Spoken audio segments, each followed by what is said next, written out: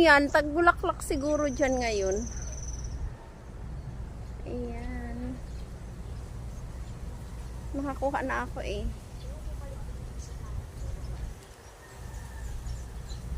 Ganda, no?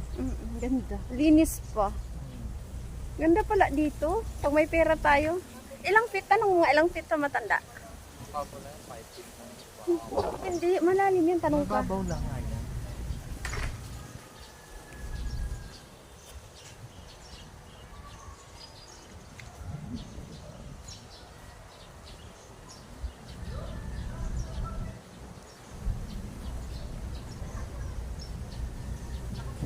Wait lang ha. Gawin ko tong 3 minutes.